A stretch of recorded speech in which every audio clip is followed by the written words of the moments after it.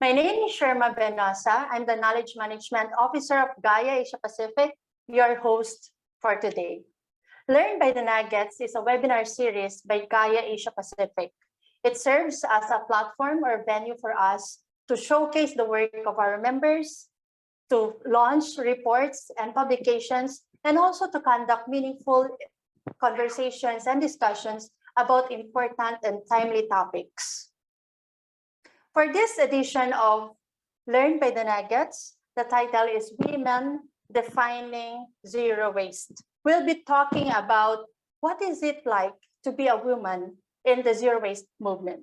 We will also be highlighting the contributions of our women leaders, as well as the challenges that they face. And also, ultimately, we would want to reclaim the narrative and the story that we want to be told about us women, about us being pioneers, game changers, professionals, advocates, mothers, friends, environmentalists, and many more. Towards the end of the webinar, we'll also be launching 2 publications, our latest for this year.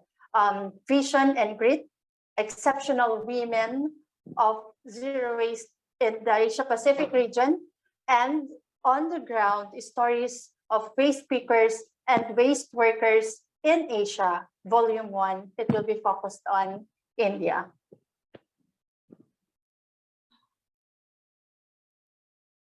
So this is a very inspiring and also great webinar because we are joined by exceptional women who are doing great in their own communities and have contributed so much in their communities. We have 6 of them, and let me introduce to you one by one. The first one is from South Asia. We have Kumuda, Nethra, Gollar, and Hasiru, Dala, from Hasiru, Dala, and we will also have from Pune, Maharashtra, we have Lubna of KKPKP and Sarika, Gollar from Gaikwad from SWaCH. So Kumuda, Nethra, Sarika, and Lubna, please say good day to our participants by sharing your by saying good day to our participants using your own language, indigenous language.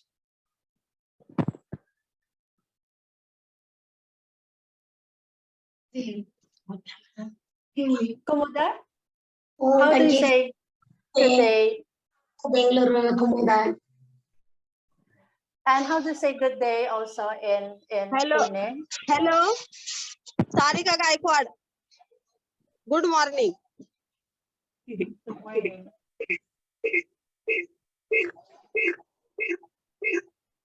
And from East Asia, thank you so much for the greetings. From East Asia, we are joined by Akira Sakano from Zero Waste Japan. Konnichiwa, Akira. Konnichiwa, hi. Very nice to meeting you. And from the Pacific, we are joined by Jane Bremmer of the National Toxics Network from Australia. Jane? Hiya and hello from Western Australia. Thank you so much, Jane. Unfortunately, Yuyun from Indonesia won't be able to join us today. She's supposed to represent Southeast Asia.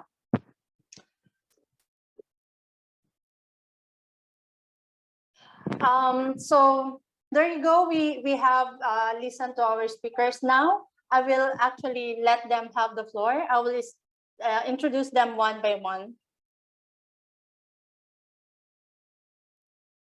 Kumuda is a waste picker from Bangalore. She's currently running a dry waste collection center in JP Nagar and a zero waste ward. And with her is Nethra. Gollar is a waste picker from Hubli. For the last few years, she has worked in the materials recovery in the city. Take it away, Kumuda and Nethra.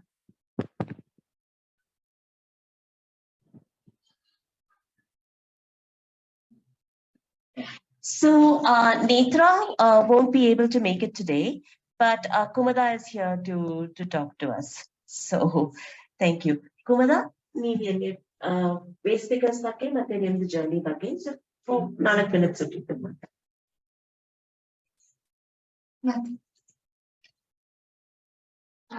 ನಾನು right picker ನಾವು first right picker ಆಗಿದ್ವಿ. ನಾವು ಈಗ centre run ಮಾಡೋದಷ್ಟರಲ್ಲಿ ಒಂದು 12 ಜನ ಬರೀ ಹೆಣ್ಮಕ್ಳಿದ್ವಿ. ಹೆಣ್ಮಕ್ಳು ಇರೋದ್ರಿಂದ ನಮ್ಗೆ ತುಂಬಾ ಹೆಲ್ಪ್ ಆಯ್ತು. ಅಂದ್ರೆ ನಾವು ಜೀರೋ ವೇಸ್ಟ್ಗೆ ತುಂಬಾ ಹೆಲ್ಪ್ ಆಯ್ತು. ಹೆಣ್ಮಕ್ಳು ಅಷ್ಟು ಬಾಯ್ಸ್ ಅಷ್ಟು ಕೆಲಸ ಒಕ್ಕಟಾಗಿ ಮಾಡಲ್ಲ, ನಾವು ಹೆಣ್ಮಕ್ಳು ಮಾಡ್ತೀವಿ. ಅದರಿಂದ ಅಕ್ಕ ತಂಗಿ ತರ ಇದು ರನ್ ಮಾಡಕ್ಕೆ ನನ್ಗೆ ತುಂಬಾ ಹೆಲ್ಪ್ಫುಲ್ ಆಗಿತ್ತು. ಅದರಿಂದ ನಾವು ಮಾಡ್ತಾ ಇದ್ವಿ. ತುಂಬಾನೇ ಜೀರೋ ವೇಸ್ಟ್ ತುಂಬಾನೇ ರನ್ ಆಗ್ತಾ ಇದ್ವಿ. ತುಂಬಾ ಸಂತೋಷ ಆಗ್ತಾ ಇದ್ವು. ಯಾಕಂದ್ರೆ ವುಮೆನ್ಸ್ ಡೇ ಅಲ್ಲಿ ನಾವು ಇದು ಶುರು ಮಾಡಿದ್ದು ಬೈವೇಶ್ ಅಂತ. ಅದು ವುಮೆನ್ಸ್ ಡೇ ಅಂತ ಇವಾಗ 7 ವರ್ಷ ಆಗಿದೆ. 7 ವರ್ಷದಿಂದ ನಮ್ಮ ಜೊತೆಗೆ ಬರೀ ಹೆಣ್ಮಕ್ಳು ಇದ್ದಾರೆ. ಹೆಣ್ಮಕ್ಳು ಇರೋದ್ರಿಂದ ನನಗೆ ತುಂಬಾ ಹೆಲ್ಪ್ ಆಯ್ತು, ತುಂಬಾ ಸಂತೋಷನೇ ಆಯ್ತು. ದಯವಿಷ್ಟು ಸೈನಿಕರ ಜೀರೋ ವೇಸ್ಟ್ ಇನ್ನೂ ನನಗೆ ತುಂಬಾ ಸಂತೋಷ. ಸ್ವಚ್ಛದಿಂದ ಕ್ಲೀನ್ ಮಾಡೋದ್ರಿಂದ ನನಗೆ ತುಂಬಾ ಸಂತೋಷ ಆಯ್ತು.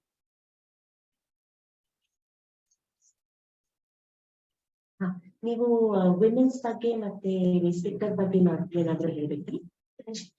ಅದೇ ವೇಸ್ಟ್ ಅಂದ್ರೆ ನಮ್ಗೆ ವೇಸ್ಟ್ ಹೆಲ್ಪ್ ಮಾಡಿದ್ವಿ. ನಾವು ಎಷ್ಟು ಬೆಳೆಯೋದಕ್ಕೆ ಕಾರಣ ಅವ್ರು ನಮ್ ಜೊತೆಯಲ್ಲಿ ಇರೋದಕ್ಕೆ. ಅದನ್ನೇ ನಾನು ಹೇಳಿದ್ದು.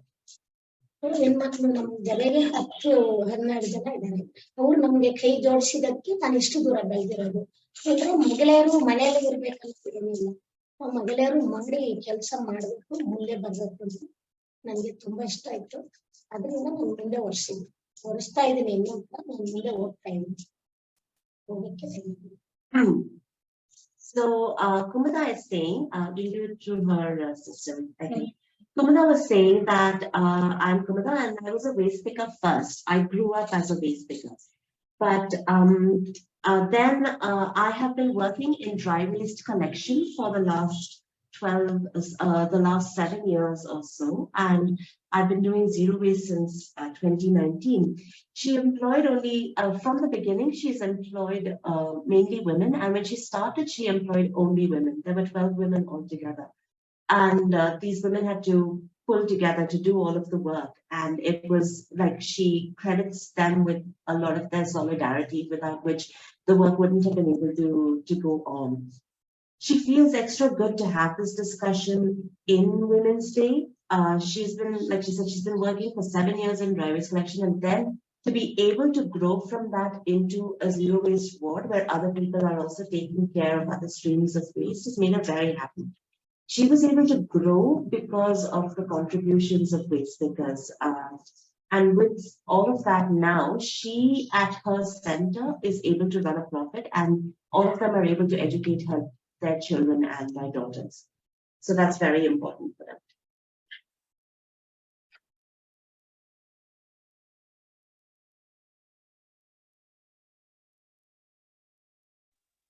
Thank you.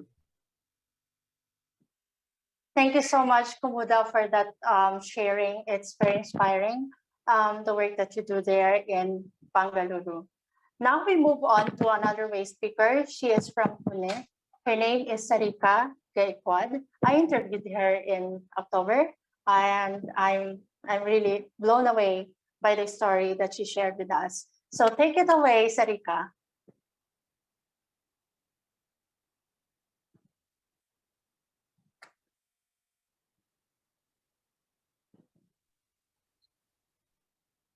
हॅलो, आम्ही सारिका बबन गायकवाड स्वच्छ सेवा सहकारी संस्थामध्ये कचरा वेचक म्हणून काम करते, KKP के मध्ये.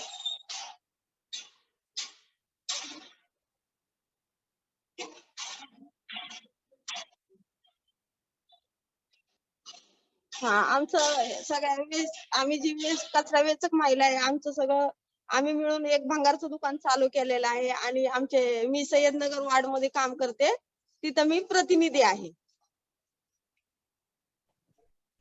I'll just translate what Sarika said. So Sarika says she's a waste picker. She's a member of the SWaCH cooperative and the KKPKP trade union in Pune. She's been working in waste for many years. She is an acting waste picker representative. So one of the representatives within the cooperative who attends the monthly meetings and is responsible for dissemination of messages back to her waste pickers. She is also one of the council members of a scrap shop that she owns with about 50 other waste pickers in her area. Thanks.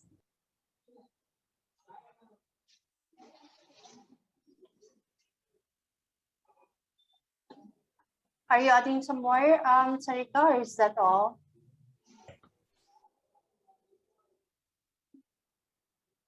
हो तुम्ही आमच्या इकडे आले आमचं एवढी माहिती घेतली त्याबद्दल तुमचे धन्यवाद आणि काम तर आम्ही झिरो वेस्ट वरतीच करतो आहे आणि इथून पुढे पण खूप चांगल्या प्रकारे काम करू. Sarika says, Sherma, to you specifically, thank you so much for coming and interviewing me and listening to my story with so much interest.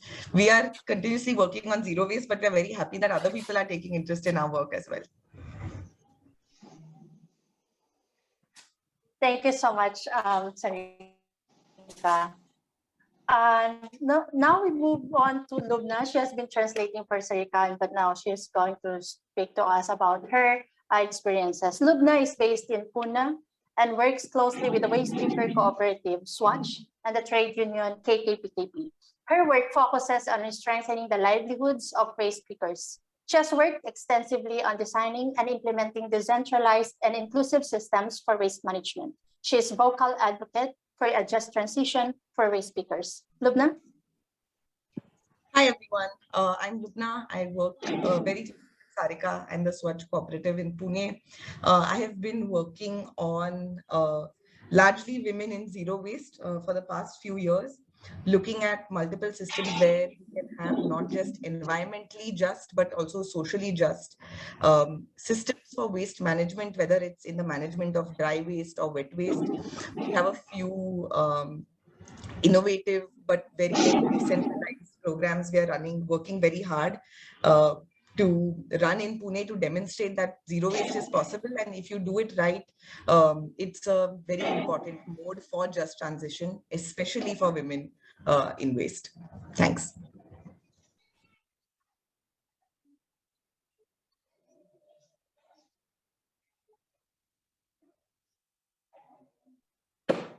Thank you, Lubna. Now, we also move to Jane Bremmer.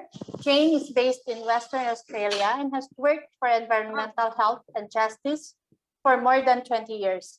Currently, the Zero Waste Australia campaign coordinator for the National Toxics Network, Jane works collaboratively with local, state, national, and international NGOs, experts, and researchers to resist incinerators and establish zero waste city models. Jane works to empower communities to defend their human rights to clean air, water, and soil through the principles of community right to know and access to independent science and expertise. She was awarded the Sunday Times Pride of Australia Medal for Environmental Activism 2007. Jane, thank you for being with us. Take it away. Thank you, Sherma, and thank you so much for inviting me to be part of this excellent lineup of amazing women in zero waste in the Asia Pacific region. I'm very chuffed. I have been promoting zero waste models and resisting incinerators in Australia since, well, for at least 20 years, more formally in the last few years, since at least 2007, with the Zero Waste Australia campaign. And our work really is focused around systems change. Being a Western country in Australia, you know, the landscape here is no different to countries all over the world. Women do the bulk of the zero waste work. It's slightly different. The zero waste work that's being organised by women implemented by women at local festivals, local community events, in their communities, partnering with businesses and shops to do better. It's women that are doing the organising, and it's women that are implementing the zero waste models. That's not to say there aren't women in the zero waste movement that hold positions of power, but we find that they're very, very few. And at the end of the day, they're there to promote the business as usual approach to unsustainable waste models across Australia that are all leading at the moment to waste incinerators and entrenching this unsustainable linear economy. So unfortunately, I wish I could say things were much better in Australia, but they're not. The world over, women do the heavy lifting when it comes to zero waste. Whether that's at a local community level or whether that's around the board table.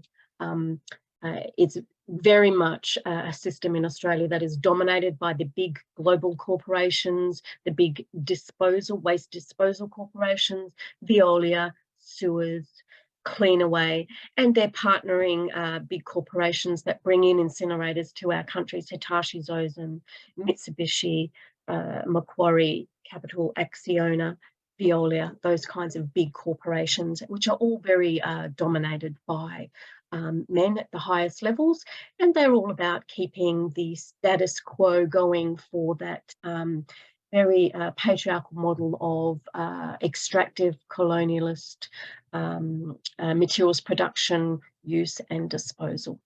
So I did have a slide to share, but I'm not sure if this is the right moment, so I haven't. So I'll save it for another time. And I'm sure I'd like to hear from many of the other fantastic women on this panel. Thank you.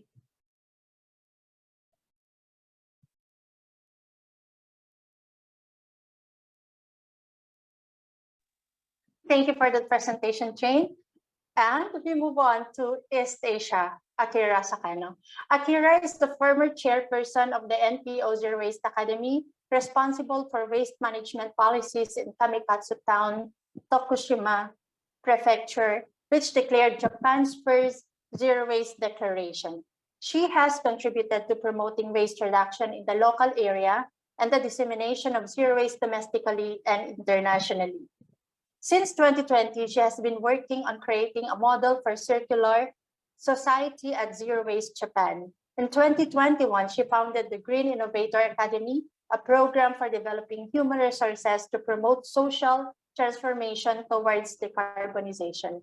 Akira, please take the floor. Thank you. Thank you so much. I think I'll use my slides just to make something clearer for, I hope, for the listeners. But anyway, thank you very much for the introductions. I skipped my introduction, but what we do as Zero Waste Japan, so we mainly partner with local governments, municipalities, and community organizations to develop zero waste community policies, systems, infrastructure, and so on, so that it will be sustainable as a system.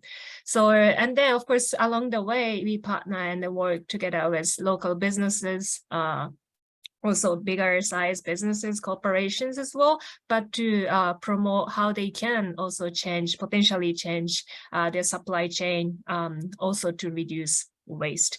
And then we also develop kind of like tools. As you can see on the right side is a kind of card game for, we originally designed this for the kids to kind of think outside of the box about how to reduce and how to, you know, not to choose something going to waste in the end.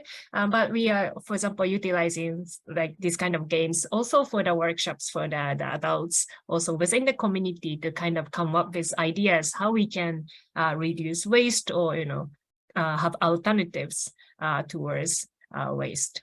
So a few examples. So thanks for the introduction. I started working in this field with this specific very small town called Kamikatsu. in a mountainous area, rural area in Japan. This was the first local government in Japan to declare for the zero waste ambition back in 2003. And then they started segregation and different types of the collection for resources. In Japan, this municipality is still famous as the top number for having detailed segregation categories, which is 45 officially.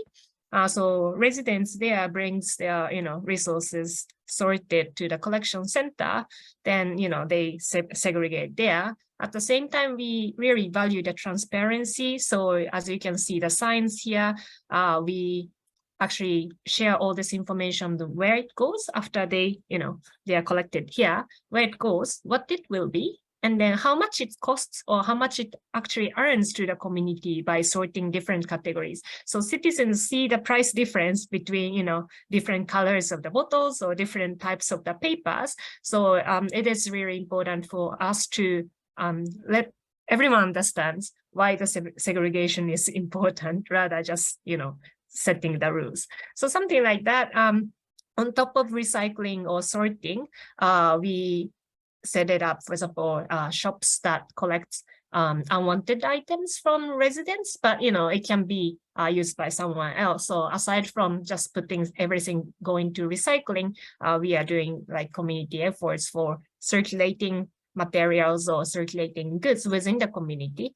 And then we also engage, for example, elderly women who has sewing skill to create upcycle goods from discarded items and so on. So we've worked with this municipality for some time, and then now we are on the stage as a Zero Waste Japan to expand the ideas and implementation tactics, strategies, and everything to the other municipalities and communities. So for example, with other city, this is much bigger city in Japan, but we are working with the community organizations there to implement, for example, compost. So still in Japan, like around 40% of the household waste is organic waste. So if we reduce that, then that's a heavier impact. And especially here in Japan, we do not compost organic waste as a bigger scale, and then this is not in the mainstream still. So all the organic waste generally goes to incineration, and that keeps the kind of the capability or the size of the incineration to be bigger. So that's why we want to reduce the amount of organic waste going to incineration. So we work with the community members to engage kids, for example, to build compost in community centers. So people can first experience a community center. Then once they experience, they have more comfortability bringing it or like making it back home. So that's one thing we are doing. And then, for example, in this community or regions, for example, the farmers are growing like lots of chestnuts or apples or like grapes or these kind of tree-based agriculture products. So that's why we are collecting, for example, these, cutted trees, or this is actually chestnut shell. So, and then we actually make charcoal out of that to circulate that back into the agricultural farm. So this is also part of, for example, a huge amount going to incineration. So we are kind of trying to, separate that from the root going to the incineration. So at the same time, with the shops or, restaurants, small businesses, we want to also support them by visualizing their efforts. So for example, the backyard efforts of sorting waste or reducing waste is sometimes quite challenging to be communicated to their customers or to engage customers. So we are working as kind of like providing visualization as a checklist guidelines. At the same time, this kind of communication tool that we call it zero waste accreditation, but providing them as a mark, what kind of effort they are working on, so that they can also communicate that to the customers. Yeah. And as I mentioned, this is my very recent initiative, just started last year. So as I mentioned, still here in Japan, a large amount of household waste consists of organic waste. So that's why we set this platform together with other players. For example, the lady is in the middle. She's been working for composting organic waste for over 20 years. And then the lady on the left, she's working on the community engagement as a specialty. So we are setting up as a kind of female organization here that to engage different local groups spread all over in Japan who's working on like all this organic waste not going to the incineration. Some of them working, of course, composting, some of them working on more of the biogas or different schemes, but we are trying to learn each other to kind of engage all these different small initiatives to be on the same platform, collecting issues, collecting challenges, collecting knowledge so that we can actually accelerate that into wider policy schemes. So yeah, these are some of my work. So thank you very much and very happy to be here today. Thanks. Thank you so much for that presentation, Akira. I'm still amazed by the number of categories that you have, 40 plus. That's still the most number of categories that I know of. So thank you so much for all our speakers for your presentations. They are very insightful. And in a short while, we learned a lot about your organizations and the inspiring work that you do in your communities. Indeed, you are making a big difference in your communities and in our other people's lives. But more than that, we are coming together so that we will be able to make even bigger change in our, not just in our communities, but hopefully globally, and make the change that we are making more inclusive and we get to reach more people. So thank you so much for all the work that you do. And please keep going. For now, we want to understand better the training that you took when you took zero waste and also in your work in the zero waste network. And so we will now go on to the next section of the webinar, which is the Q&A. And the first question, of course, is about us as women. What is it like to be a woman in the network, in the zero waste network? What are the challenges that you encounter? And if you can share some stories, please share also.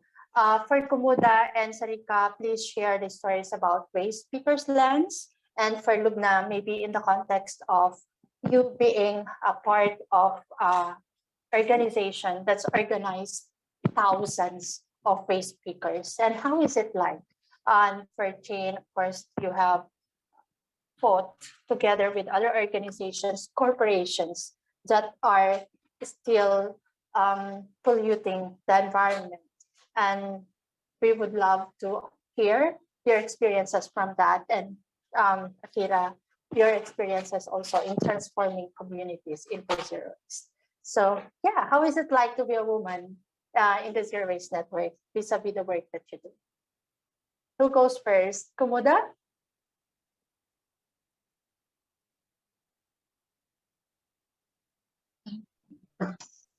ಮಾಡುವಾಗ zero waste ಮಾಡುವಾಗ ಕಷ್ಟ ಇದೆ. ಯಾಕೆಂದ್ರೆ women's ಮಾಡಿದ್ರಿಂದ ಕೈ injection ಬರುತ್ತೆ, ಅದಕ್ಕೆ ಸ್ಲಂಜ್ ಬರುತ್ತೆ, ಆಮೇಲೆ ಬೆಡ್ ಬರುತ್ತೆ, ಬಟ್ಟೆಗಳು ಅದೇ ಡೇಟ್ ತುಂಬಾ ಬರ್ತಾ ಇದೆ. ಅದೆಲ್ಲ ತುಂಬಾ ಕಷ್ಟನೇ. ನಾವು ಮಾಸ್ಕ್ ಹಾಕೊಂತೀವಿ, ಕೈ ಗ್ಲೌಸ್ ಹಾಕೊಂತೀವಿ, ಅದೆಲ್ಲ ನಾವು ಸ್ವಚ್ಛ ಚೆನ್ನಾಗಿರ್ಲಿ ಅಂತಾನೆ ನಾವು ಮಾಡ್ತಾ ಇದ್ವಿ. ವುಮೆನ್ಸ್ ಮಾಡ್ತಾ ಇರೋದು ಅದೇ ಕಡಿಮೆ ಆಗ್ಲಿ, ಲ್ಯಾಂಡ್ ಹೋಗೋದು, ಸುಡೋದು, ಪೊಲ್ಯೂಷನ್ ಎಲ್ಲ ಕಮ್ಮಿ ಆಗ್ಲಿ ಅಂತಾನೆ ನಾವು ಅದನ್ನೇ ಸೇರ್ಕೊಂಡು ಜೀರೋ ವೇಸ್ಟ್ ಅಂತ ಮಾಡ್ತೀವಿ. But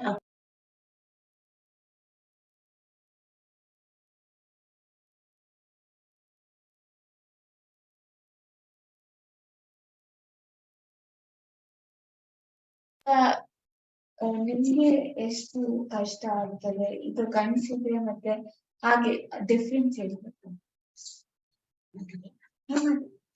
ಅಂದ್ರೆ ಹೆಂಗಸರಿಗೂ ವ್ಯತ್ಯಾಸ ಇದೆ. ಅವ್ರು ಬರ್ತಾರೆ, ಕಲೆಕ್ಷನ್ ಮಾಡ್ತಾರೆ, ಹಾಕ್ಬಿಟ್ಟು ಹೋಗ್ತಾರೆ. ಮನೆಯಲ್ಲಿ ಪ್ರತಿ ಒಂದು ಕೆಲಸ ಬರೀ ಲೇಡೀಸ್ನೇ ಮಾಡೋದು. ಏನೋ ಕೆಲಸ ಇದ್ರು ಲೇಡೀಸ್ಗೆ ಟೆಸ್ಟ್ ಕೊಡೋದವ್ರು. ಆದ್ರಿಂದ ನಮ್ಗೆ ಲೇಡೀಸ್ ಅಂದ್ರೆ ಏನೋ ಒಂಥರ ನಾವು ಅದೆಲ್ಲ ಮೀರಿ ಕೂಡ ಇವ್ರು ಕೆಲಸ ಮಾಡಿ ಅವ್ರಿಗೆ ತೋರಿಸ್ತಾ ಇದೀವಿ. ಹೆಂಗಸರಿಗೂ ನಮ್ಗೆ ತುಂಬಾ ವ್ಯತ್ಯಾಸ ಇದೆ.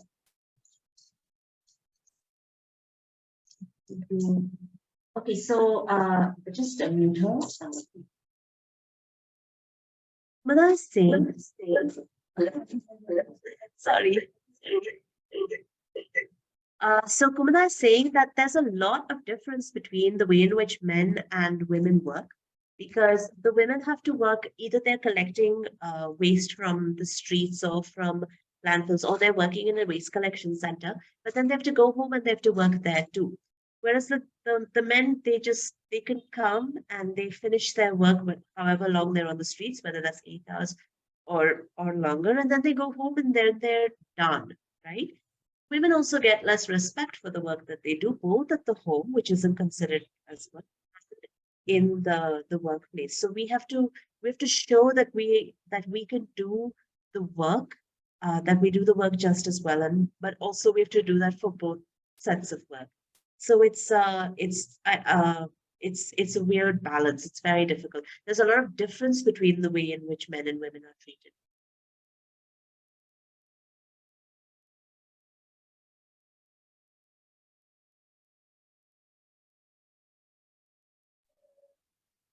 Thank you. Thank you, Kumuda. Sarika?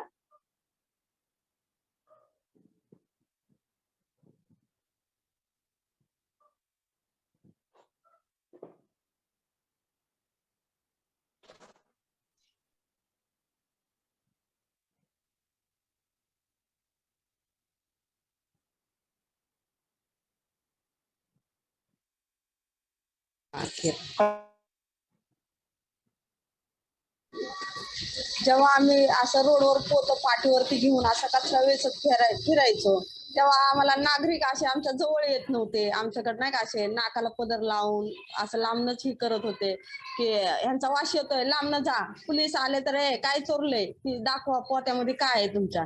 असा मानसिक त्रास खूप द्यायचे पोलीस पण आणि नागरिक पण. मग जेव्हा अशी कागदपत्रात संघटना उभी राहिली तिथं आम्हाला ओळखपत्र त्यातनं भेटलं. मग आम्हाला ह्या पोलिसाचा त्रास जरा कमी झाला आणि माणसं पण आमच्याकडे थोडस असं माणुसकीच्या नजरेने बघायला लागले. मग आम्ही आता सगळे एकजूट होऊन उभा राहिलो, सगळ्या महिला. मग काम करताना पण खूप अडचणी येतात, पण एक महिलेला असा सपोर्ट देते आणि उभा करते की आता आमची संघटना असल्यामुळं आम्हाला कुणाला अशी काय प्रॉब्लेम असेल तर आमची संघटना आमच्या पाठीशी उभा आहे. दिवस रात्र आमच्यासाठी आमची संघटना, आमचे कार्यकर्ते सगळे आमच्यासाठी काम करतात. आता खूप भारी झालंय आमचं आयुष्य, सोन्यासारखं झालंय आमचं आयुष्य आता.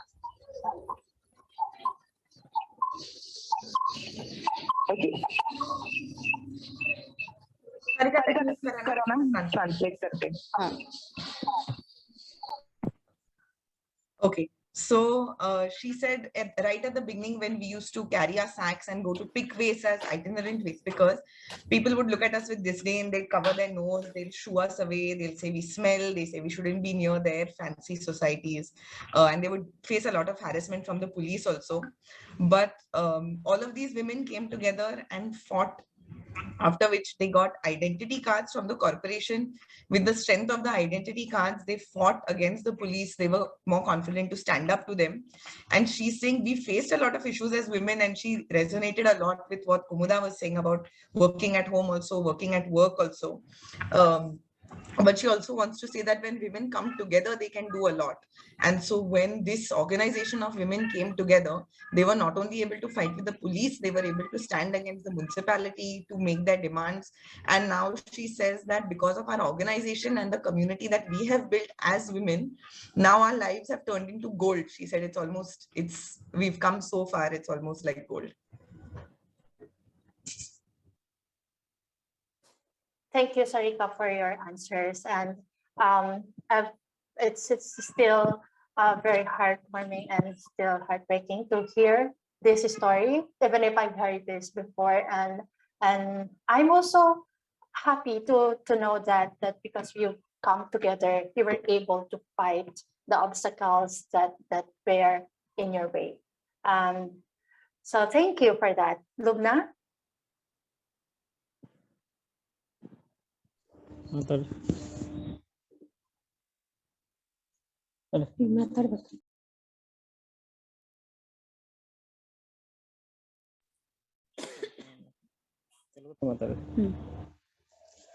నమస్తే నేత్రా గొల్లర్ అంతా నేత్రా గొల్లరు హుబ్బళి ధారవాడ నుంచి మాట్లాడుతున్నాను. మేము వేస్ట్ పిక్కర్ వేస్ట్ ఇయరింగ్కి పాతా ఉంటుంది ముందర నుంచి అప్పటికి ఇప్పటికి వేస్ట్ బాగానే కడిమ వస్తుంది. ఆದ್ರೆ ఆ వేస్ట్ నుంచి జీవనం నడిపేది కష్టమైంది. హసి కస వణ కస అంటే చేస్తారు కదా, అట్లా డ్రై వేస్ట్ వస్తుంది. దాని నుంచి మా మొక్క నుంచి దాన్ని సర్టిఫికేట్ చేసుకొని దాన్ని ఇంకొకరికి ఇచ్చి దాని నుంచి మా జీవనం ఎట్లా నడుస్తుంది. నడుపుకుంటానే ఎట్లా వచ్చినాము. ఇప్పుడు హసి కస వణ కస చేసుకొని హసి కస గొబ్బరం చేసి ఇంటినే బేరకి ఇచ్చి దాని నుంచి వచ్చే ఉత్పత్తి తీసుకొని ఈ వణ కస నుంచి తీసుకొని మేము ఎట్లా జీవనం నడుపుతాము.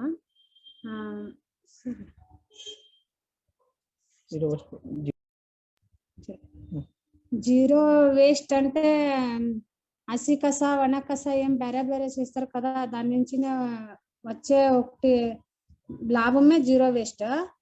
జీరో వేస్ట్ చేసే దాంట్లో ఇంటినే చేయాలి. ఇంటినే కననొచ్చి ఇంట్లోనే ಬೇರೆ చూసుకొని ఇంట్లోదే కననొచ్చి దాన్ని ఇంకొకరికి ఇచ్చి దాని నుంచి ఏం లాభం వస్తుంది అనుకొని చూసుకొని దాన్ని ఉపయోగం చేసుకునేదే పెద్దది. దాన్ని చెప్పాలంటే హుబ్బళి ధారవాడకి HDM దవాఖాన అంటూ ఉండదు. ఆ దవాఖానలో మెడికల్ కస కననొచ్చి దాన్ని ಬೇರೆ చేసాము. హసి కస ಬೇರೆ వణ కస ಬೇರೆ చేసి ఇది ఇంకొకరికి ఇచ్చే మాలు దాన్ని ಬೇರೆ చేసుకొని అది కారాంది సిమెంట్ ఫ్యాక్టరీకి ఇచ్చి దాన్ని ఎవరికి ఇచ్చి దాన్ని డీలర్ సేల్ దాన్ని చేసుకొని దాని నుంచి వచ్చే లాభం తీసుకొని మళ్ళా హసి కస ఏమొస్తుంది కదా దాన్ని గొబ్బరం కానీ వేస్తాము. దాన్ని వేసేగట్టినాం కదా. ఇప్పుడు అది ఎంతో బాగా నడిచింది. దాన్ని నడుపుకొని పోవాలనేది మా జవాబుదారి ఉంటది. నడపాలి, దాన్ని బాగా చేయాలనేది ఇది. Rohini, please translate English also. Yes, please. Rohini.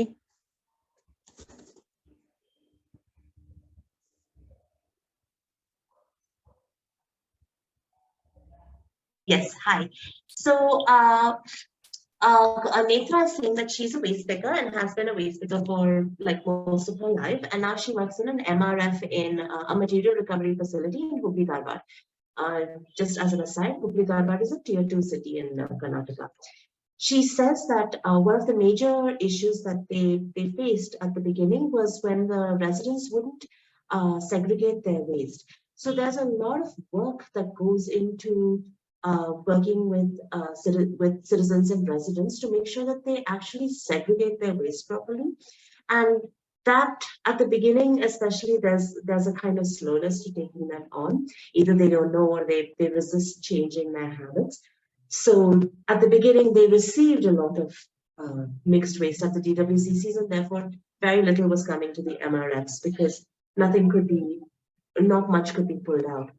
This work of like working with residents to ensure that they segregate their waste, to send only dry waste to the waste collection centers, is in some ways the most important work that they do.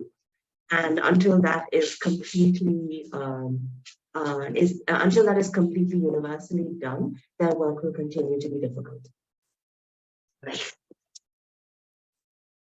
Thank you. Thank you, Rohini, for translating. And it's so nice to have you, Nethra. And indeed, waste segregation is just one of the things that the public or the citizens can do to help in waste management. We move to insights from Lubna, also to please answer the same question. So, I'd like to talk more about the strength that I've seen in the community as a community of women. I've been part of an organization that has been led by women waste pickers, that has been supported by women activists. And so that strength and sense of community that I've seen has been really, really inspirational and really, it's something else in most of our meetings nowadays, but this is 30 years hence, after organizing and setting up an organization. In most meetings, you will see firstly, there's just about 10% of the waste pickers in Pune are men. And you see all the women at the front, all the women engaging strongly and fighting, and the men kind of hanging back, because women have really occupied that space and found that sense of community, that pride in their work. I've just not seen it anywhere else. And this strength and resilience of women in Pune is something that's really inspired me to work with these women and constantly be inspired by them.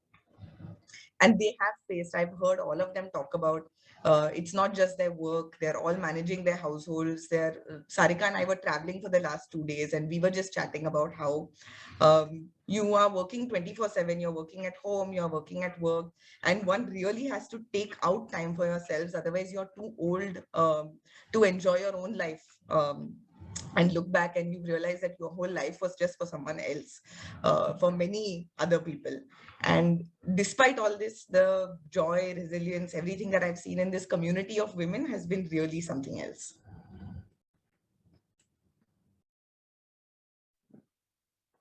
Thank you, Lubna. Can I just ask one question? Because you mentioned about women being able to build a community with other women and men cannot. And would you have an idea why?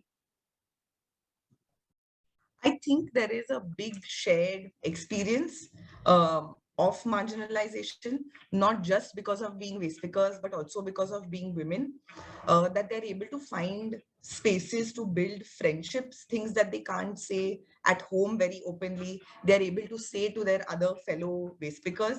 I've also noticed many times that waste pickers from different corners of the city who don't know each other well, or from different parts of the state that are meeting each other for the first time, are able to find a lot of shared experience. And we were at a workshop over the last 2 days where we met waste pickers from other parts of Maharashtra, and on the way back, Sarika was saying that it didn't feel like we didn't know them. You know, it felt like we were able to become friends with them very, very easily. They've exchanged numbers, they'll stay in touch. So I think there's a big shared experience, unfortunately, one of hardship, but I think it's fostering something, or it has the power to foster something very positive. Thank you, Lubna. That's very insightful.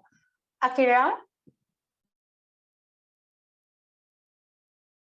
Yeah, thank you so much. I think our context is slightly, of course, different. In our context, maybe like working with the communities, for example, like within different household, who disposes waste, it's kind of like always, you know, kind of decided within each houses. So for example, when we actually at the collection center for, you know, receiving waste from citizens who's bringing in, generally majority of the ones who's bringing waste are the females. So in that sense, like actually working together with the female citizens in general is very much a key for accelerating the, you know, of course, segregation, but also the mindset, how to, you know, step up the status of the situation. But at the same time, it's also challenging in a way, because, for example, when it comes to policy decision making, or like when it comes to, for example, community as what to implement as a decision making, for example, that kind of like meeting owners or decision makers tend to be male. So they come from the position of like, let's say, you know, this is too much, maybe this is not the right way to go forward, but they are not actually the one who's, you know, doing the waste disposal day to day. So there's a gap, right? So this is also a challenge. At the same time, an interesting challenge, I'd say, how we can engage the male citizens in this context. So for example, when I was working in the community, the kamikatsu I mentioned, we, aside from the waste segregation part, we also started, for example, implementing the campaign for, let's say, let's reduce plastic bags, or let's reduce, you know, other products for going to the waste. And then that relates to not as a waste disposal, but for more of the shopping side, right? So for the shopping, actually male, of course, citizens come to the shops to, you know, purchase something. So we actually incorporated kind of point system to, you know, for example, we actually already gave points to the citizens who brought certain segregations resources at the collection center. But at the same time, we started giving out points for the ones who refuse, for example, plastic bag at the shops. And then actually, when we started that, of course, you know, male citizens in this case, they get the points at the shops when they shop something and then say, okay, if it costs, so if you can gain the points, you know, why not receiving the plastic bags? So they get the points, right? And then actually to exchange that points to something products or like, you know, monetary goods, they actually need to come to the waste collection center because that's the only point that we actually give out something as an exchange for the points. So that was kind of new strategy, how we could, you know, start engaging different citizens who weren't in the area of our original, you know, work. So something like that, you know, how we could, you know, set up collaboration or like some different, you know, approaches for the different targets is maybe we can learn from, you know, different layers. But yeah, that's one example I wanted to share. But yeah, thank you. Thank you, Akira. And Jane, you have a very different context as well, just like Akira. You directly fought corporations and even government to fight incineration in your area and other issues as well. Was being a woman a factor? Was it a hindrance? Did it help? Can you share with us your experience? Thank you, Sherma.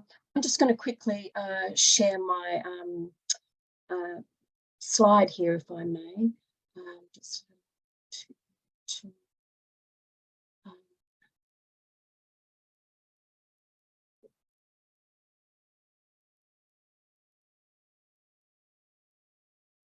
There we go.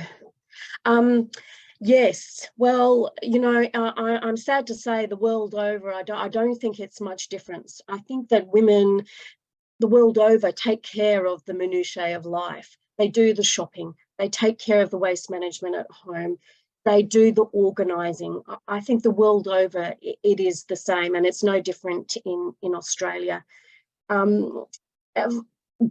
Campaign work, though, is particularly tough, and it's 24/7. And so campaigning is really tough work, and you take it home with you, and it is really 24/7. And that makes it tough for women being campaigners. It's been especially tough going to the decision-making places, the places where the power and the influence happen. And I can tell you, in Western Australia, I've been spat on, I've been assaulted, I've had to leave meetings, seek out the support of security guards because of the, dare I say, hysteria of the men that don't want to see their big multi-million-dollar and multi-billion-dollar projects not get up. And they feel extremely threatened by organisations of women who show that it's a bad way, it's a bad process, and what it means for the planet, human health, and our future. So there are a lot of men who are very challenged by that and will go to quite great lengths to silence women, particularly like me. But I do think that that is, although it feels like an impediment for women, it really is their secret power and their strength. And it is in that understanding that women the world over take care, that they're the carers in our world, but they're also the communicators, the educators, and the organisers. And that is really powerful skills in campaigning, because it's, you know, when I look back at some of the most successful zero waste ventures, simple things like getting rid of single-use plastic bags, the boomerang bags, as was known in Australia, was a campaign and an initiative created by women. much of the attention to addressing fashion and textile waste is being led by women. Reuse and refillable and all those kinds of things, implementing them at a local government level and in the communities. And even in terms of larger events, taking care of the waste, making sure that there's reusable cups and plates and washing systems so that people don't have to go to their food trucks and their coffee vans and use disposable packaging, that they can get access to reusable, refillable packaging and cups and plates at venues, and making sure that that works, making sure that the waste that is collected, that the composting is set up to take all that organic waste, so it's not going to landfill in the residual waste bin, that all the recyclables are being separated correctly and are going to better outcomes. It's women I see over and over again doing that. And I've been very fortunate. I've been fighting incinerators in Australia for 20 years. It's not a fun job, but it's one that I keep at because I've had some really great experiences. I've been very fortunate to have been involved with Gaia, to meet many of the waste picker organisations in Manila, and all the fantastic work that's being led by women in the Asia Pacific region. That was a life-changing experience for me, because it has kept me going, and it's helped motivate me to connect with other women in Australia to make the changes, to demonstrate that the zero waste models work in our world, and that there are much better, more sustainable waste management strategy than building massive polluting incinerators which are going to threaten our children. And women think about that all the time. They think about their families, their children, what we're leaving for future generations, and they're more now than ever willing to act on that. So I take my hat off to all of the women in the Asia Pacific region, the waste workers, the waste pickers, who work so hard and really providing the models for the Western world to follow. And we should listen to those voices more. So thank you very much for being able to share. And thank you also, Jane. Well, it's just the first round of questions, and already the discussion is really very insightful. On the one hand, we are learning that being a woman can be an impediment, can make things difficult for us. But on the other hand, being a woman is also power, as Jane has been emphasizing. And Akira has also talked about the strategies that we can do to make other targets do the things that we need to do for the environment. And Sarika a while ago also highlighted the importance of working together. She said that we cannot work alone to make change, that we need one another. And Lubna also talked about how women are able to make communities because of the shared experiences, how women can come together to work on certain issues. And it's emphasized by everyone that when we do come together, we can do greater things. We can move mountains, we can make changes. And it's already very inspiring, the work that we are doing in our communities. So let's dig even deeper. Like Sarika has mentioned a while ago, it's important that we are able to work together to become stronger. So as women in the network, and also as individuals in your own communities, what do you think can we do as women to support each other even more, so that we can scale up the work that we do and get more, to have more impact in our communities and our countries? Maybe Jane first, and then Akira, and then Lubna. Thanks, Sherma. I think it's a really tough question. The first thing I want to say is that women in leadership roles and women who have the power need to come and open up their hearts and their work to the women on the ground. And so I'd like to see more corporate women getting behind the women on the ground that are doing the work and elevating their work and funding it and giving them the opportunities to expand that. I also think that it's really important also for women to be supporting each other in their own collectives and expanding that and promoting that as a model, because as a model, women working together works. And it's, for me, it's the most powerful model. I think that it's going to change the world, and I do think women will change the world, and I think that we just need to support each other more, and we need those women who hold the power and the influence, who are in the boardrooms, to not be there afraid to speak out, upholding the views of the men and the corporations, but being brave enough and knowing that they have all these women behind them, being brave enough to stand up to that. We need to stand up to the corporate bullies, and we need women in power to do that, to support us. Thank you, Jane. Akira?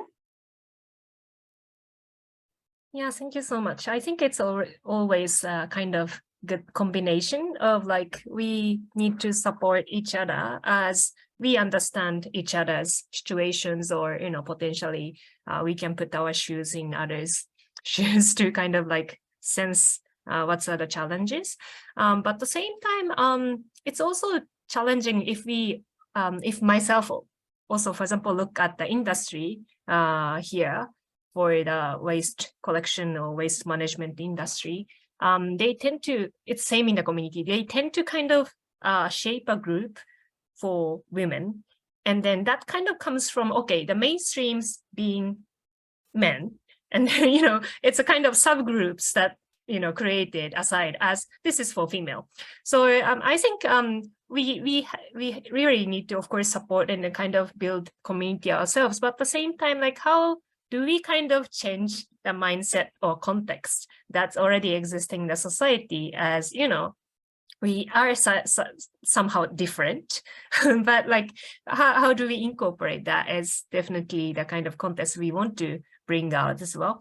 So that's why, let's say within the industrial group, there's always a female meetings, but like, how can we kind of re-separate or restate that kind of, meetings set up to be more in both sides engaging to each other? I think that's kind of the things that I'm looking at. Thank you so much, Sherma. Thank you, Akira. Lubna?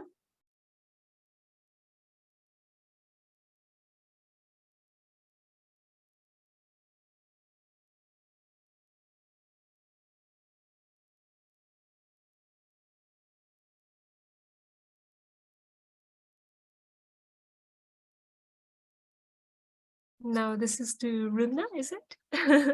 Maybe Yes, she was I know. translating, so yeah. And I missed the call. So I really do think that amplifying each other's work is really important. But like Akira said, doing it in the context of women is not good enough. We need to do it in a more mainstream context of the work itself, and let the fact that we are women just shine through. It is particularly challenging in government spaces as well as in kind of corporate spaces, for sure. Most meetings that are for labor groups and networks like Gaia, we find a lot of strong women leaders. But when we're in larger stakeholder groups where we're trying to work with corporates and trying to work with governments, we are very deeply outnumbered. And not only are we outnumbered, we are outside the inner circles there. Because those priorities just don't line up, and it's usually tokenistic representation, even though I would consider ourselves to be very strong and fairly vocal as members of Gaia. In circles like that, we can sometimes be reduced to kind of token representation. So I really do think amplifying each other's work and showing that strength in numbers, which is why alliances like this are great, so that we can actually show our strength in numbers. It's something that's worked in Pune as well. It doesn't work if you have 10 women kind of having a protest outside the city. You need those 8,000 women to come together and show really our strength in numbers. And I hope through Gaia and through all the great work that all of us are doing in different parts of the world, we can show that strength in numbers, not just as women, but as frontline zero waste workers, really.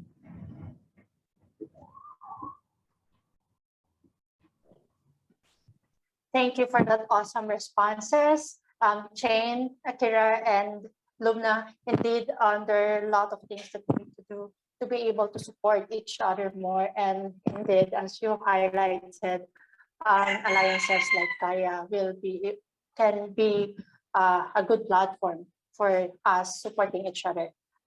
So we will be taking these answers seriously so that when we plan and strategize, we make sure that we are supporting the work of our women leaders in the network. For Sarika and Kumuda, Kumuda has already been Nethra. For there are misconceptions that are proliferating about waste speakers. As waste speakers and women leaders, what are these misconceptions that you want to change? And what is the story that about you, about being a woman, that you'd rather hear, that you'd rather the world to know? So yeah, what is it? What's the story that you want to tell about yourselves?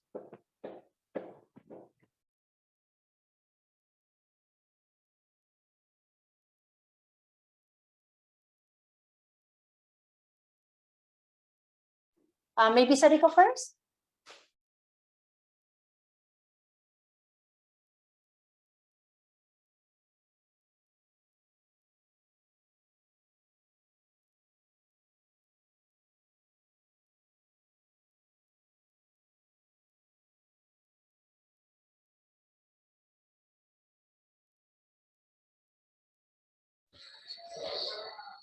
Hello, मी सारिका गायकवाड. कचऱ्याचं आम्ही काम करतो ना, आम्ही दारोदारी कचरा उचलायला जातो. त्यावेळेस माणूस असा बाई असून बाईला पण अशा घाण नजरेने बघते की अरे काय कचऱ्याचं काम करतात, त्यांना काय, यांना घाणीतच असतात नाही का, असं घाण नजरेनेच आम्हाला बघतात. तर मग त्या लोकांनी पण आमचा कचरा उचलायला तुमच्या दारात येत नाही, आम्ही तुमचाच कचरा उचलतो, तुमचं घर स्वच्छ ठेवतो, तुमचा परिसर स्वच्छ ठेवतो. असं मला आजारापासून आम्ही ही करतो, म्हणजे त्याचं आरोग्य आम्ही सांभाळतो. आणि तेच आम्हाला अशा घाण नजरेने बघतात. आपण पाणी जरी मागितलं कुणाला की पाणी आहे का, आता लय उन्हात काम केलंय, पाणी द्या प्यायला, तर ते लोक पण असं नाही का तोंड बिंड असं लय ही करतात आणि मग असं लय जीवावर आल्यावर पाणी आणून देतात दारात, मग ते असं खाली ठेवतात नाही, असं हातात देत नाही. आम्ही पण माणूस आहे ना, आम्हाला पण माणसासारखं जगण्याचा अधिकार आहे. कचरा उचलतो म्हणून आम्ही कचरा नाही, तर त्यांचा दृष्टिकोन आम्हाला बघण्याचा बदलला पाहिजे. आम्ही पण त्यांच्यासारखंच आहे, की त्यांनी आम्हाला समजून घेतलं पाहिजे.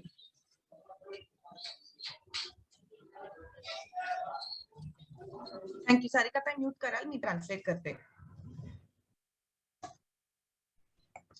So Sarika explained that the work that she's in now, she goes for doorstep waste collection, and even the women, being women, look at her with a very negative perspective, like because she works in waste, she's dirty and she's doing something that's beneath them. And she's saying that they look at us as related to the waste, but really they are the ones who are producing the waste. We are the ones who are just managing the waste. But they look at us as though we are the waste and we are the waste people, when in fact they are. She's saying many times this even feeds into that thought of the work as dirty, feeds into the way that people not just look at them, but even the way that people interact with them. So after a long day, when it's very hot in the summer, they ask for a glass of water, but it will not be handed to them directly because people don't want their hands to touch or them to kind of touch the same glass. So they'll keep it down and they'll say, you can pick it up and have it. And people try to keep huge distance, and that kind of feeling that this work is dirty and therefore these people are dirty is still ingrained in many people. But we are people too, and in fact our work is important and our work is contributing to your health and your safety. We are helping you clean up your homes. So you need to stop thinking of us as the dirt that we are handling, because that is not who we are, and we are people too. Thanks. Thank you so much, Sarika. That's a very eye-opening answer. Indeed, the producers of the waste, and then accusing the ones who are managing the waste as the dirty ones. It's really eye-opening to really look at the situation very differently. And thank you for bringing that up in this conversation. Is Nethra also ready to answer the question? Is she still with us?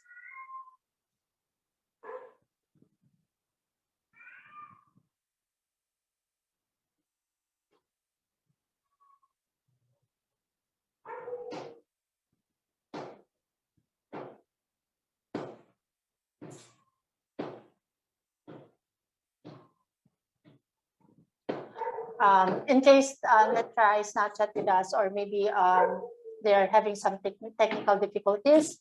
Yeah, she got disconnected. I think I would love also to hear responses from Jane and Lubna about on this question. Like, even in our context, do we still feel that there is a story about women that we would consider misconception? And is there a story about us that we would want the world to know instead? Jane already talked about being womanhood being a power, and maybe there are other things that you'd want to share about that, Jane? I just wanted to say that, you know, for the Western world, we're talking about the EU, the US, Australia, Canada. It's well past time that we look to our sisters and friends in the global South and take stock of the incredible smaller ecological footprint that women and communities in the global South carry compared to the ecological footprint that people in the global North carry. And I'd like to see a lot more recognition of that, that especially while the world is waking up to this global plastic pollution crisis, which is really driven by waste colonialism and the global North's dumping of their waste in these countries, in India, the Philippines, Indonesia, all throughout Southeast Asia and the Asia Pacific region.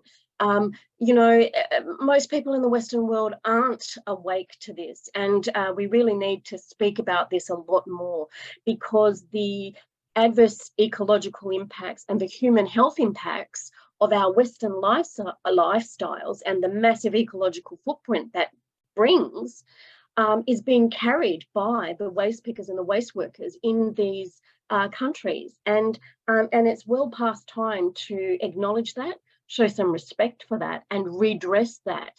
And it's not fair that these communities, and particularly waste workers, which are predominantly women, carry the burden of the toxicity and the chemical impacts from the waste that we inflict on their communities, and the lack of regulation and infrastructure they have to deal with our waste. So, you know, there's a lot more respect needed here. It's certainly part of the narrative that Zero Waste Australia provides to Australians. And I'd like to see that that story amplified a lot more, because these waste pickers and waste workers in the global South are the heroes of the planet right now. And we need to understand and appreciate that a lot more.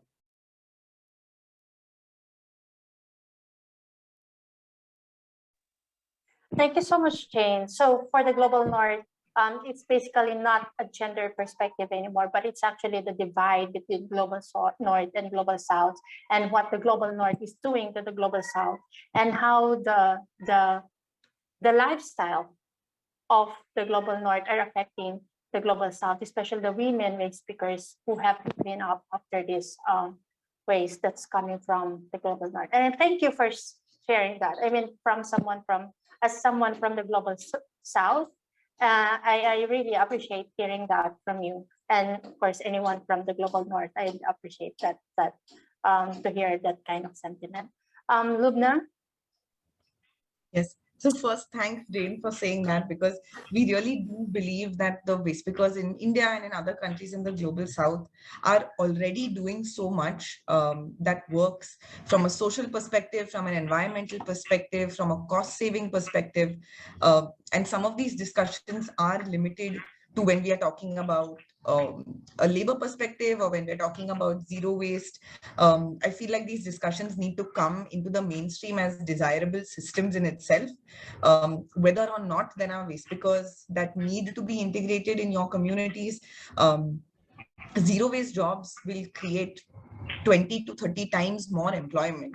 And whether there are waste pickers who need that employment or whether you generally have unemployment, this is a great way to involve people in more mindful consumption, in a more mindful way of living their whole lives. And it's something that we're demonstrating at our level in our countries, and it really does need to go more mainstream than this. I think we're getting into silos, and while these spaces are important for us to have more detailed discussions on zero waste, this really needs to be brought into the mainstream, not only as women's work, not only as zero waste work, but as a desirable direction for our countries to move in, our cities to move in, from all sorts of perspectives. And I feel like the work that we're doing is so rich.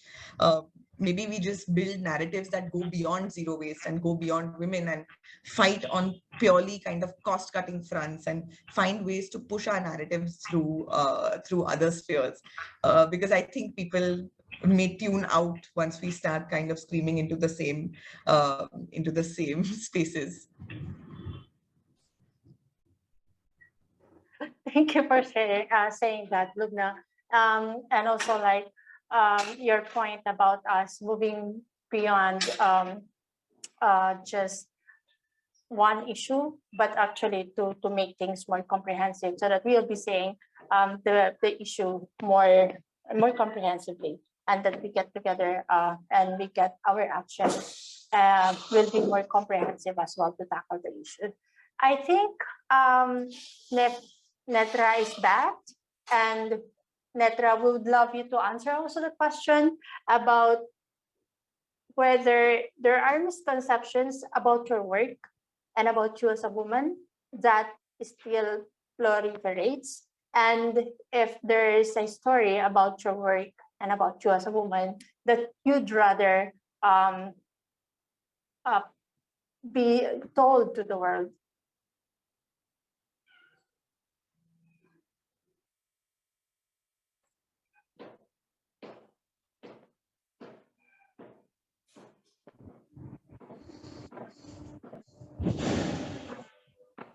Waste picker not recognized in the municipal corporation in government.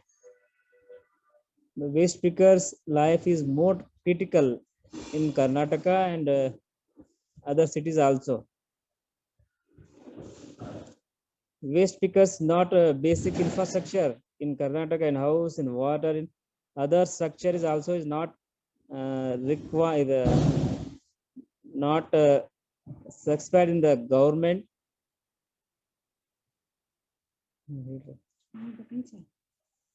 ಕನ್ನಡದಾಗ ಹೇಳ್ತೀನಿ sir. ನಾವು waste ಪಿಕ್ ಮಾಡ್ತೇವಲ್ರಿ,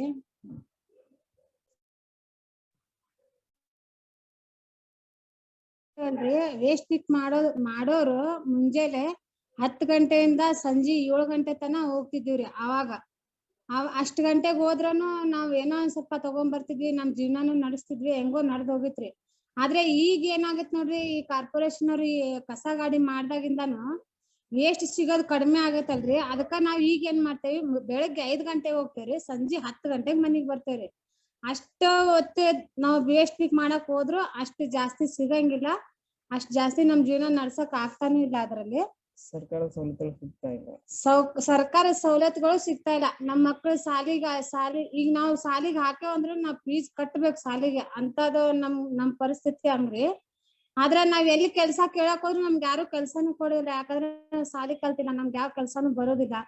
ಮಾಡಿದ್ರೆ waste ಪಿಕ್ ಮಾಡಕ್ ಹೋಗ್ಬೇಕು, ಇಲ್ಲ ಬ್ಯಾರೆ ಯಾವ್ದಾರ ಕೆಲ್ಸ ಮನಿ ಕೆಲ್ಸಕ್ ಹೋಗ್ಬೇಕು. ಅದನ್ನ ಮಾಡ್ಕೊಂಡೆ ನಮ್ ಜೀವನ ನಡ್ಸ್ಬೇಕಾಗತ್ರಿ. ವೇಸ್ಟ್ ಪಿಕ್ ಮಾಡಕ್ ಹೋದ್ರನು ಮೊದ್ಲಿನಂಗೆ ಸಿಗಾಗತ್ತಿಲ್ಲಿ.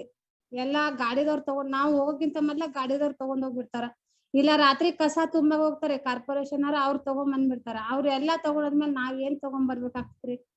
ನಾವೇನು ಇಲ್ಲ, ಎಷ್ಟ್ ಸಿಗ್ತೈತೆ ಅಷ್ಟ್ ತಗೊಂಬಂದ್ ಜೀವನ ನಡ್ಸೋದಾಗೈತ್ ನಮ್ದು. ಸರ್ಕಾರದಿಂದ ಸವಲತ್ತುಗಳು ನಮ್ಗ್ ಸಿಗ್ಬೇಕ್ರಿ. ಇಲ್ಲ ನಮ್ ಸರ್ಕಾರದವ್ರು ಯಾವ್ದೋ ಒಂದ್ ಕೆಲ್ಸ ಕೊಟ್ಟು ನಾವ್ ಮಾಡ್ತೇವಿ, ಮಾಡ್ಕೊಂಡ್ ಹೋಗ್ತೇವಿ, ಅದರಿಂದ ನಮ್ ಜೀವನ ನಡೆಸ್ತೀವಿ. ನಮ್ ಸರ್ಕಾರದಿಂದ ಏನೋ ಎಂತೋ ಒಂದ್ ಕೆಲ್ಸ ಸಿಗೋಂಗ್ ಮಾಡ್ಕೊಡ್ಬೇಕಂತ ಕೇಳ್ಕೊತೀವಿ. Rohini is translate these words about told Nethra. Yes, please.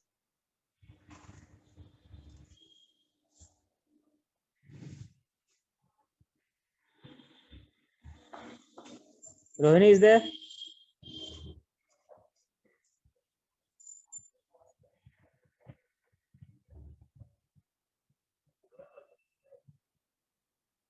Rohini is?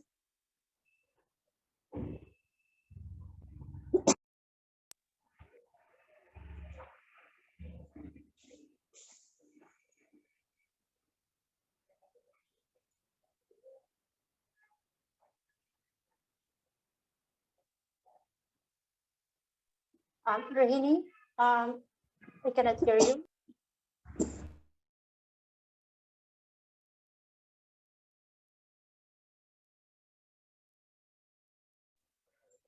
Rohini, please translate Nethra Gollar's speech.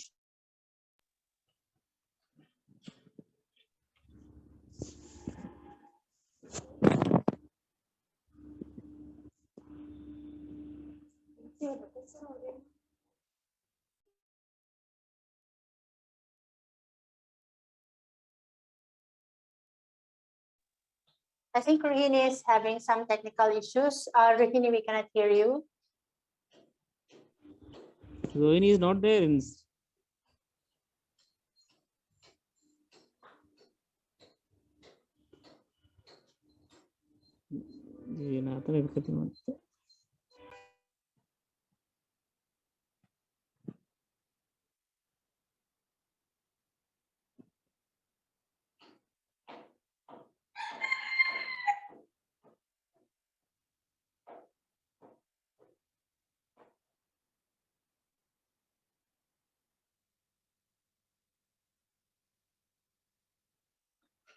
Okay, so Rohini has typed the answer. I think she's having some technical issues. Can you hear me now? Yes. Oh, thank God. Okay, so I did type everything out just in case, because what Nethra was saying was that women waste pickers, and a lot of these are women. There are a lot of them are from marginalized backgrounds. They usually would walk the streets collecting waste from 10 a.m. up to 7. Once corporation and municipal waste collection starts, that waste on the streets reduces and they can't collect waste. So they extend their hours. They start working at 5 a.m. instead. But there's still, essentially what she's saying is that when formal waste management starts through the municipal, it's because collection is reduced. And this jeopardizes their lives, their livelihoods, and their support for their children. She then said that what we need instead is we try to get jobs as in other spaces, such as domestic staff. But what she asked corporations and governments to do instead is to say, if you're going to set up formal waste management, then provide us jobs within that formal waste management. We want to work, but and we are working, but when you set up these formal systems, we can't work anymore. And I think essentially she's talking about the fact that this is work that they are doing, and that this is contributions that they are making that doesn't get recognized, and then that gets that has barriers to formal employment and recognition in that space. And that's something that needs very much to change. Thank you, and apologies for the sound issues. No worries. Thank you so much, Romini, for translating for Nethra. So this has been a very inspiring conversation, insightful as well. We have listened to speakers from the global north and also from the global south, and though our contexts have been very different, we were able to see themes that arose in the conversation, that still women are still, in some other parts of the world, women are still marginalized, and they are the ones doing the most difficult job, what other people would label as dirty job. And yet these women are also leading the work on waste management, on climate change, and they are actually the ones that are contributing so much to their communities. And on the other hand, we also have women who see that being a woman is actually power. And if we are able to harness this power that we have, our ability to connect, our ability to lead, we can actually come up with solutions to a lot of problems. We are actually the ones who can make change in our communities, in our countries. And proof is that is the women leaders that have been leading various initiatives and is spearheading programs and campaigns in their communities and in their countries. So most of our speakers have other engagement, but we still have Jane with us and Nethra. So Jane, may I ask for your last takeaway on all these conversations as well? That's a tough question, Sherma, but I would have to say be inspired by the stories of the waste workers and waste pickers that you've heard today. Support them, give them a voice. But at the end of the day, we're all working towards trying to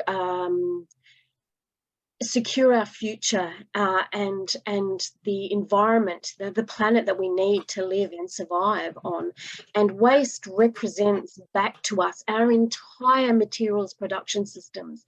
It reflects back to us how we live our lives on this planet. And we have to start to take that issue seriously, because what we're looking at when we look at our waste, when we look at what ends up in the residual waste stream that goes to landfills, that goes to incinerators, that gets dumped in other countries, represents the design failures in our entire materials production system.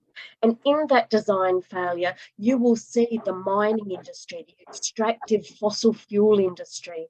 You will see the petrochemical industry. You will see many of the plunderers of the planet are represented in our waste streams. That's how we have to start looking at our waste. And when we look at our waste that way, we see that waste workers and waste pickers in the global south are the true heroes of the planet.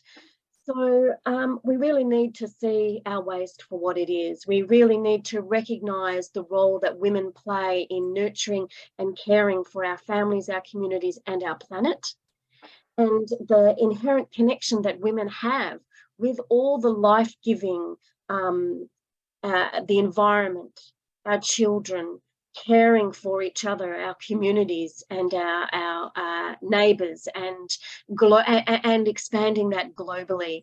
I think women will save the world, and don't you forget it, and you just watch us keep going. Thank you, Jane. This was a great summary of, and also a takeaway from this conversation that we've had. Indeed, the power rests in women, but also we still need to make people accountable for the work, for the contributions that they have in damaging the planet. And women can actually come together and make that happen. And we can actually still spearhead so many other initiatives and programs, but we also need to support each other. And so much to take away from this conversation. We come from different perspectives. We also came from we also tried to look at the issue from different perspectives and different lenses, and yet we were able to see themes in the discussion. And thank you so much to everyone who took part in this conversation. The women leaders who were able to join us are actually part of the publication that we released in January, and we are releasing it now. We still have a lot of stories coming out in social media and different publications rolling the stories from this publication, Vision and Grit, Exceptional Women Inspiring Stories. So we have all of them here. Let me just mention their names. Can you please go back to the pictures? Akira Sakano, who was with us, Jane Bremmer, Jyoti Mapshekar, she was not with us. Lakshmi Narayan, Nalini Shekar, Sun Kwat, Sidika Sultana, Liwen Chen, Hamsha, Magashwari Sangaralingam, Sonia Mendoza, Miwa, Tiza Mafira, and Yuyun Ismawati. These are just 14 of the strong and exceptional women. There is still a lot of women out there that we haven't shared these stories. I hope this is just the first one. We'll be able to release more because there's a lot of women actually doing work in the Zero Waste Network. And also, we also are releasing again another publication. It's called On the Ground, Inspiring Stories from the Frontliners. These are the stories of waste pickers and waste workers in Asia. And we were able to come up with the first volume, which is focused on India. There will be another volume that we'll be releasing soon. So thank you so much for all the women we were able to feature. We've seen how much work you have done in your communities and how much impact you have made. You have made changes in the lives of thousands. And for that, we will always be grateful to you. And we are always honored to share our platform with you, to share the stories that you are doing, the stories, inspiring stories that you are doing in your own communities. We are honored to share them. And also me, thank you so much for the chance to share the stories and also to host this webinar that we've had this afternoon. Thank you so much for all the women who joined and for all the participants who came to support each other. May this open our eyes to the struggles that we are still facing and the need for us to support each other more, and also for us to provide network for all these women to come together and do more for the world and to make the world a better place. We are women, we can, and we do. Thank you so much. This has been Sherma, your host. Good afternoon.